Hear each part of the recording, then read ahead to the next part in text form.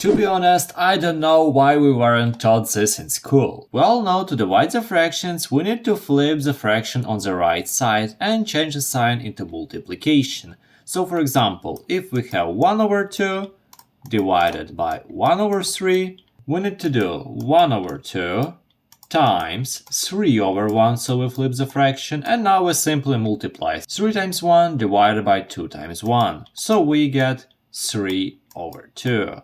We all know that. We all know that we need to flip the fraction first. But what if I say that all of that was a lie? If we can multiply both numerators and denominators, why can't we just divide as well?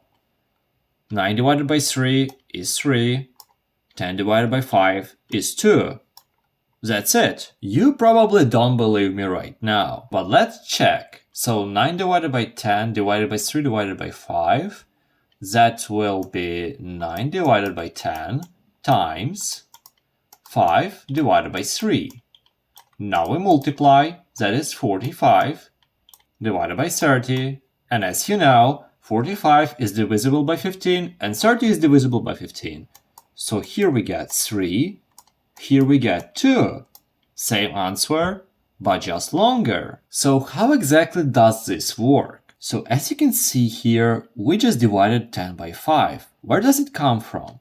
It comes from here. As you know, we don't actually need to multiply the fractions first. We can also simplify them using this kind of butterfly method. So we have here and the pairs here. So we have 10 here, 5 here. We can divide both of them by 5 and we get 2 here, 1 here.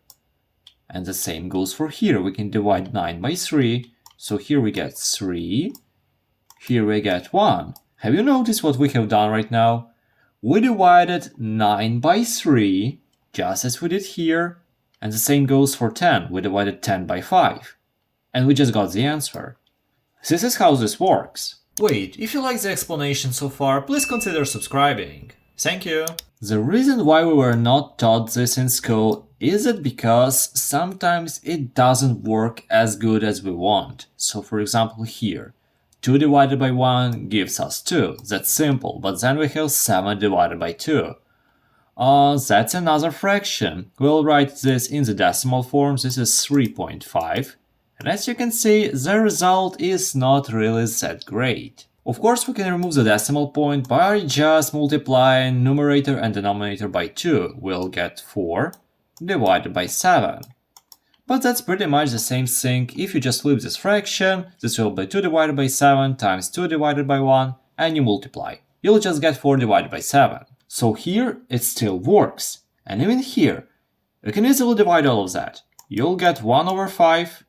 And here we'll get 3.33333 and so on. That's a totally correct solution. But as you can see, we have a decimal here, and it's also a fraction. It's not even readable. So in these cases, it's just better to use the standard method. So let's erase all of that, let's leave the fraction line and do it normally. So here we get the same 3 divided by 10.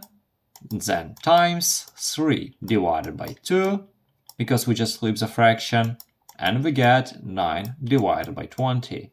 A much better result in my opinion. So yeah, it's not like the old method is bad, you still can use it every time, but when you have a chance to quickly do a division, when both denominators and numerators are nicely divisible, you can just use this shortcut. And if you want to test your skills with division and multiplication in fractions, you can watch this video next and solve that problem.